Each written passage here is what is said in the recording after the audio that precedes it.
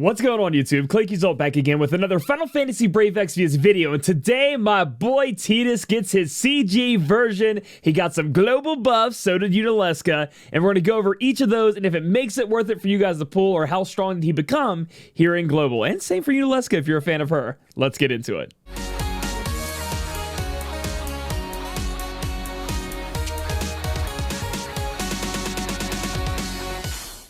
The first unit to talk about here with this Final Fantasy X banner is a unit not even on the banner, Kimahri. Kimahri can protect, he can attack. In this case, he's going to be doing a lot of support for you here in FFBE. If you were going to pick a King Mog unit to make sure you grind out, get the STMR, this is going to be the one for you, and we'll talk about why in a second. The STMR I can talk about now. Spirit Lance, 177, Power of Saturn, is going to give you 50% to jump damage, guys. For any Lance user, any Dragoon out there, it's going to be a lovely, lovely item, weapon to add to your kit. When we're talking about Sid for Dark Visions, you're going to love to have this if you don't have a lot of those other STMR weapons for him. So definitely pick this bad boy up and grind it out. I highly, highly suggest it. Moving on down, we're going to get a breaker here in Kimahri. He's going to have individual breaks of 70%, but his LB can go all the way up to 70% for 5 turns of all enemies. So as long as you can get that LB off, he's going to be able to break there. For the most part, though, guys, the reason why everybody's telling you have to get this unit is for this ability right here, Reflex. Negate 2 physical attacks for 3 turns to all allies. This is an AoE Mirage that procs twice and can be cast on it's not even a cooldown every turn. There's no cooldown for it. There's no CD. He can just cast it as many times as he wants in every other turn. Like, he just be like, this turn I'm going to cast it, this turn I'm going to cast it, and this turn I'm going to cast it. So as long as there's not too many physical attacks in there, you're going to be able to cheese all of these fights. I mean, there's some fights where it's going to be like, these physical attacks can't be covered, and then you just laugh at them and just cast this Mirage, and then nothing happens and you win, right? I mean, how many times did you guys go in the game, and maybe not a lot, but for the people out there that do, you know, you use Fenrir or something like that, you evoke the Esper and you really need that Mirage, I remember the days we were taking Sarah into fights. This guy's much better than that, has in trust. And this right here will save you in trials upcoming, and you'll need it. And for the series boss battle for Final Fantasy X, this is going to be important too. So definitely get Kimahri up and get him to 7-star and get him ready for future fights. Next up, we're talking about the first 5-star base user on this banner, or unit on this banner, excuse me, Yunalesca. And Yunalesca has a beautiful sprite, beautiful animations, unreal. And we talked about her being Evo magic. We had to worry about that. And normally when you're dealing with Evo magic, you gotta jump through hoops and work really hard to make them just as good or just barely good enough to be able to get by with damage. Well, the way they buffed her and changed her and everything, and after looking at her kit, nope, she's just going to be your run-of-the-mill mage. It's going to be covered in 2 different elements, and you're just going to pound through with power. We're looking down at a TMR. We have Yunalesca's Circlet, Magic 43, Spirit 43, giving you Summoner of Legends Blessing passive, gives you Disease and Petrify. Now, while this does give you, excuse me, great stats on the magic or spirit, aspects of this. The passive really isn't that great, right? Petrify, we don't really have to worry about that too much because we'll probably have another ribbon effect. We'll need another one because of imperils of elements and how trials are working out these days. And disease is never something you really worry about in the first place because it's kind of like whatever, scoffed at in FFB. It's not really that big of a deal. So it's okay. I'm not saying it's terrible, but it's not something you're going to go out of your way to try to get and summon on this banner for her to get her TMR. And her STMR is super skippable. It is so niche. You have to want to use Evo Mag. You're going to have to want to use Evoke damage. You're going to have to want to work around that. No magic damage is going to be like, yes, I'm going to take my materia slot and I want magic 60 and I want Esper bonus stats 40%. Now, you told me 2 years ago I'd be really happy about this. We're over those times now. There's so many things out there that do so many different things. True double hand, true dual wield magic, giving you guys different element resistances, giving you guys status element resistances. This just isn't going to cut it, and this is a super, super skip from me. Moving on down through what she can actually do, it's going to be super, super simple. She has the ability to use some of your evocation gauge to restore HP and MP to allies 20%. She can put up your wind and dark resist by 100% for 3 turns. She can put up your status element resist 100% for 3 turns. And then you have 3 options of damage dealing. You can either A, worry about evoke damage 18 times all, that is Transforce. This is going to be able to do non-elemental damage, but it is going to cost you your Evo gauge. Or you can do what I'm going to suggest you to do. It's just use one of her 2 elemental abilities and just go to town with that. You're going to cast Deceptive Light, which is like the run-of-the-mill. Every damage dealer has it. Boost themselves up by 250% of attack or magic, or sometimes hybrid both. Increase modifiers of these 2 abilities, and then you can cast things, and you just pick one of them, and you go chaining to town. Now, a lot of the new mages do have Chaos Wave Awakened, so you can be chaining with other people as long as you can match these elements, But that's it. That's all you have to do with her. She's a super simple unit. We'll go through her passives in a minute, and you'll see what I'm talking about. Can she do the damage? Hell yeah, she can do the damage. She's going to be up there on the damage charts. Now, I'm not saying she's beating out the magic damage dealer we probably still have on banner right now, Shantoto, but she's close. And so if it's a kind of a pick or choose. Do you like Yunalesca? Do you want to go back for Shantoto? Do you want to wait for Vivi coming out from Final Fantasy IX? That's what I'm going to be doing. So it's going to be really up to you what you want to do with this. It's kind of a pick your poison kind of thing. She does have Yevon's protection down here. Available turn 1, 5-turn cooldown, puts up her magic and spirit 250, kind of like up here, but this gives you a little bit of spirit. Increases modifiers to Transforce. So if you're going with the Transforce, if you're going to be using the Chaos Wave Awaken, going with the Evoke damage up here, 18 times all enemies, using your Evocation gauge, this is the ability you want to cast instead of Deceptive Light. So just be aware of that. This is the one you're going to cast with that. You're going to pair this with these two. The other thing it does that's cool, that's kind of niche, is that it will give you Evocation gauge full the next turn after that. The reason I bring this up is because there are a lot of different missions out there that are like, make sure you evoke Carbuncle and Ifrit. I've seen it where you have to do both. So this could be cool for you because you cast it, the next turn you summon an Esper, and then you summon an Esper and you're done. If you only have to do one, most of the time, as long as you it's like one of those quick ones. You can just use Ace or a Type 0 unit, have them blow themselves up, and then you just use the summon that way. But that's an option for you guys. She can summon everything in your party like normal summoners. You can see how little her stat passive sheet is here. We have Wind and Dark Resist because those are the two elements she deals with. We have Rod Mastery. We have a lot of Evo damage or Evo Mage up. And then we have Equipped Dual Wielding and One-Handed Weapons. And your choice of either putting on True Dual Wield magic or True Double Hand. You get 100% in either one, so you can pick and choose. Moving on down to our LB, it's Inflict Death 90%, which you guys can have fun with. It's to all enemies. You guys can have fun with a little bit of this like I did with Kate Sith in the arena. Deal magic damage 23 times to all enemies, and then it'll increase modifiers to some of her other abilities that you can use, and even the two that we want to use. Here's the thing, though. These aren't like the normal buffs. You know how sometimes we'll go through characters where it's worth it to go get these modifier increases, right? Because they're for 9,999 turns or whatever it is, or until they die, essentially. Not with Yunalesca. With Yunalesca, she has a few abilities, like even this cooldown up here that's available in turn 4, where she could go and be reaching for these increased modifiers. From what I understand, and looking at it, you are just going to cast Deceptive Light and then cast one of these two and just keep casting them with her multi-cast and chaining it up. That's it. That's how simple she is, and she's going to be doing a ton of damage. So if that's something you're interested in, if this is the unit you guys really like Yunalesca, and you want to be doing your magic damage with her, super simple, gets the job done, has a little bit of niche uses, some cool uses for double Esper summoning, and that's about it. All right, guys, so we're done with all the rest of it. For the one I really want to talk about him. It's Star Player Tidus, and I just want to preface this by saying I'm going to be a little bit biased. There's no way I can't be. I mean, either way, if the buffs are really good, the buffs are really bad, I'm going to love this unit, and I'm going to try to bring the best out of it. Now, towards the end, I'll talk about the unit, give you all the highlights, and I'll tell you if I think you should summon this banner or not, if you should go for him. But, I'm gonna be hyped about it because I've been waiting on him for a while. I knew he was coming, so we're going to talk about him and how he is. So he's going to be a damage dealer, and I think he's going to be a finisher, guys. You're going to be working with him as a finisher. It sounds weird, but wait till I show you how it works, okay? The TMR is going to be Aces of Aces, increase water resist by 30%, increase equipment attack 50% when single wielding, so True Double Hand, increase LB 1 by every gauge or every turn, and increase attack 30%. Again, we talked about this before. Everybody out there probably has True Double Hand materials at this point, so there's nothing to be chasing here if you don't want to be using Tidus as a unit. You're not here for the TMR, but overall, it's still a really great TMR, but it's just not something to be chasing after. So for people who don't care about Tidus, you're not here for his TMR or his STMR. Same with Yunalesca, as we talked about earlier. His STMR is Calibal, going to be attack 169, water element attached to this, power of the sun, increase LB damage 30%, which is great, and then it also is a two-handed weapon. So we are going to be LB finishing with our boy Tidus here, and it's going to be awesome. So this weapon is perfect for Tidus.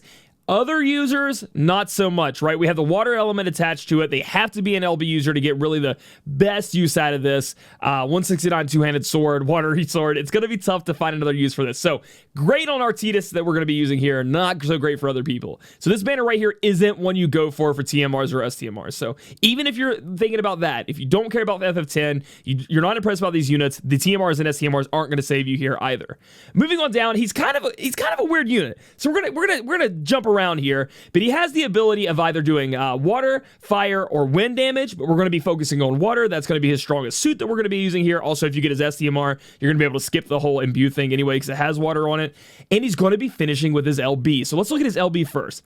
Physical damage 18.5 times with ignore defense 50%, so you can double that. Enables triple quick shot, blitz spirit, and physical training, okay?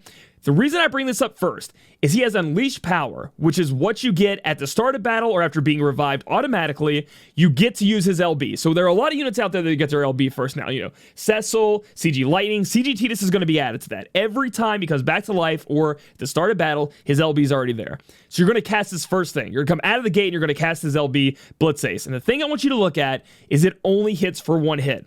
And that's because he's jumping in there and kicking the shit out of that blitz ball and hitting somebody in the face with it. So this is a finisher move, okay? And it's a pretty big finisher move at that for an LB. You get to be able to fit it in wherever you want. What it activates, triple quick shot, which is what you would think, is triple casting of Tidus' skills. Physical training is his ability to get his LB back and increase his LB damage by 200%. So every other turn, he's casting his LB. He's casting his LB or he's casting physical training, okay? Blitz Spirit is kind of more of a, refilling kind of thing. Refresh MP 450 split over 3 turns to all allies. So if you really want to throw this in there, it's a huge MP refresh, right? He's going to be able to provide that for you. And this is not something to overlook. And I'll tell you why in a minute. And then increases modifier 6 times for 3 turns to his chaining abilities. And these are mostly the ones where he's going to be able to imbue himself. So after turn 1 of you using his LB, you're going to go in and cast physical training so you have his LB ready to go again. And then you're going to head up here. And we're going to cast Splash Hunt. Decrease water resist 100% for 3 turns to all enemies. Increase attack 250%. I told you every unit out there has this now. And then increase physical damage against beasts 150%. So looking at this, I just want to point out, everybody out there looking to use Masterminds on to take people's killers and apply them to like a Sid or to apply them to one of their other finishers, that big 150%. Because the way Masterminds on works is he can't do it from like equipped killers, but he can do it to boosted ones. Here's an option for you. In Tidus. He's there, just 150% beast. If you're against the beast, this could be an option for you to steal it from him and apply it to other people. I just want to point that out. So we've LB'd, we've got our LB back and boosted our LB damage from physical training, and now we're casting this move. Obviously to get the beast killers, but maybe we're not to get a beast. But it's for the water resist imperil and then the attack up, right? Then we're going to move up and we're going to cast, if you need to, Slice and Dice Water. This way you guys do get the water element attached to your weapon. If you have his STMR or have a water, weapon that you're using in his hand that you'd rather use, you could skip this part. Then you're going to move down and cast Spiral Cut. So this is going to be like his main chaining ability. We're actually not going to be casting this too often, but this is the option just to do when you have nothing else to do. You do have the option, if you would like, to go down and use Blitz Spirit if you would like, right? If you want to give that MP refresh up and get it ready for everybody, feel more than welcome to go ahead and cast this ability here. It's not a bad activation. Next turn, you're LBing because it is up again. So we're going to LB the next turn, and it's a finisher ability. So Tidus isn't filling the role of chainer. You can do it. They kind of boosted up his chaining abilities with his buffs, but mostly we're sticking to the plan of using him as a finisher, in my opinion, to maximize his use as a finisher and as a kind of a support MP refresher. Okay, I mean, ooh, look at this. So you're going to have somebody chain with him. And the thing is, I want to point out now is because finishers have kind of gone away to the side here, you do not have to have the same element as your chaining partners as your finisher, because your chaining partner is your elemental chaining, and then your finisher can just come in and it can be a different element. The reason people say you want it to be the same is because your chainers are normally imperiling that same element. Tidus covers that by his own imperil, so you don't have to worry about that, okay? So he can chain. I'm going to use him with Madame Adele. My Madame Adeles are going to be chaining, and my Tidus is going to come in there and just shit on people with Blitz Ace. That's my plan, at least. And he's going to finish because he already have an imperil thanks to the Splash Hunt. But then, so then we're going to cast LB again, so we're on turn 3. The next turn, make sure you cast physical training. Just like King Rain. You guys remember King Rain? Got to cast that ability to give him his LB back, and then we can move on. So the next thing we're going to go ahead and cast is, let's see if I can find it real quick, Wither Shot. Now this is going to be available on turn 4, so you couldn't cast it the first time, so it goes LB turn 1. Turn 2 is either, is get your LB back, imperil, and imbue, and then do some quick, some of the spiral cuts if you have time.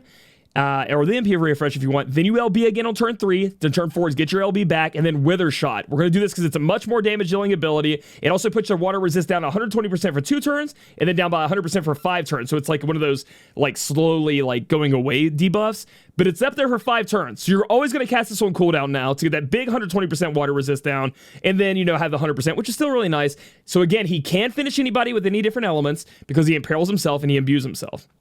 After you cast that, you can head on down and cast Spiral Cut again to finish out your rotation. If you need to use any of his different supporting techniques, you can if you need to. And then you're going to cast his LB again. You're going to finish and see some chunks of damage come out. Then you're going to go back, and on turn 5, you're going to look for this cooldown right here, Energy Rain. So you're going to do the physical training, get your LB back. If you need to, go up and imbue. If you need to, it just depends.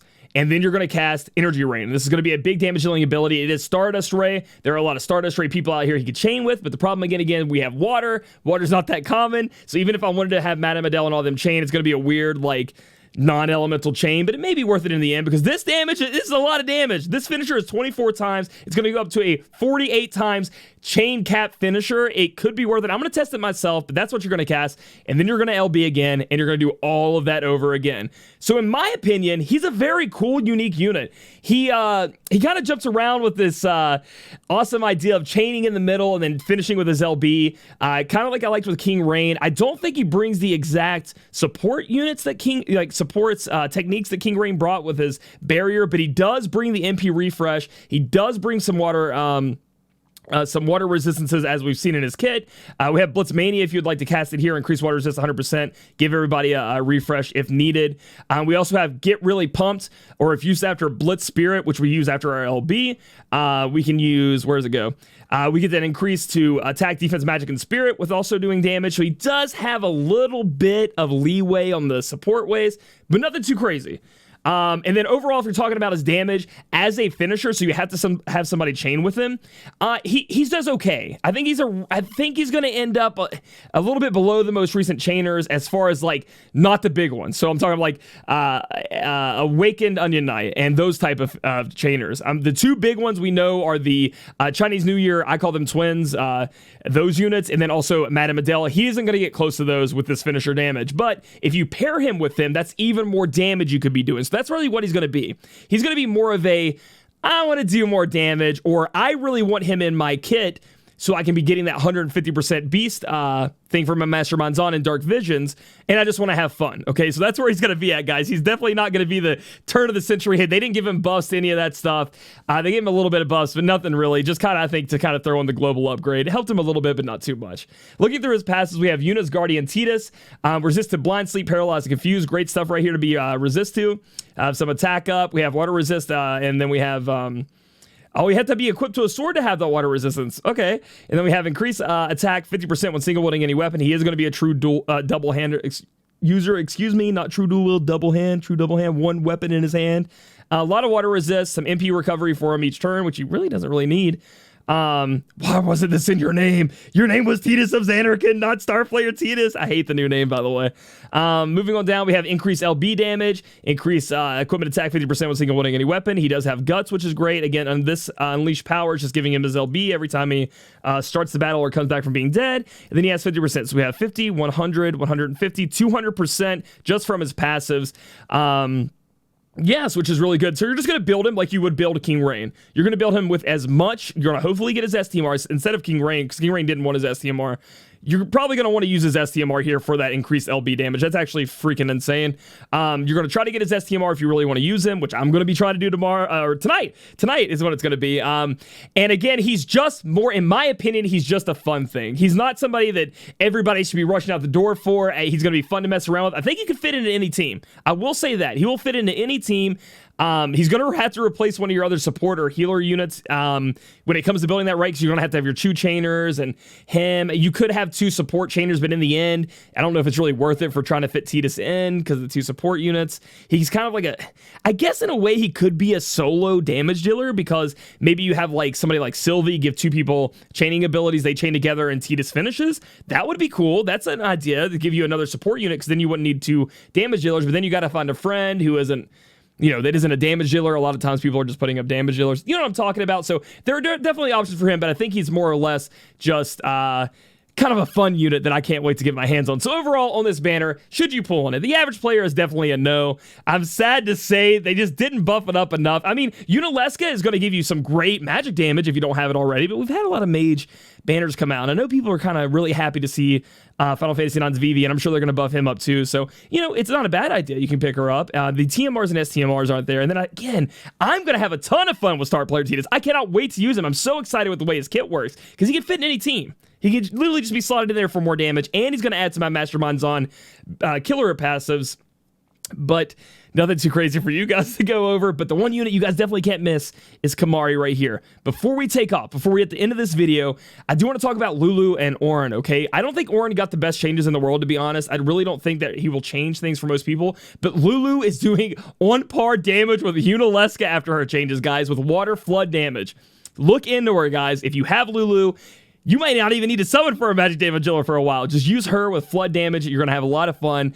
It's going to be great. Guys, I'm going to be pulling for Star Player Tidus tonight on my stream. My favorite Final Fantasy character of all time. It's going to be starting a little bit earlier. I think we're going to start around 6 p.m. or 7 p.m. EST. That's a couple hours earlier than I normally am due to some stuff going on. So please be there, guys. Root me on, and let's hope we can get this STMR without any kind of pain. Normally, it ends up with pain. So if you guys like this video, give it a thumbs up. Comment down below how you think about Star Player Tidus and why you think he's so awesome.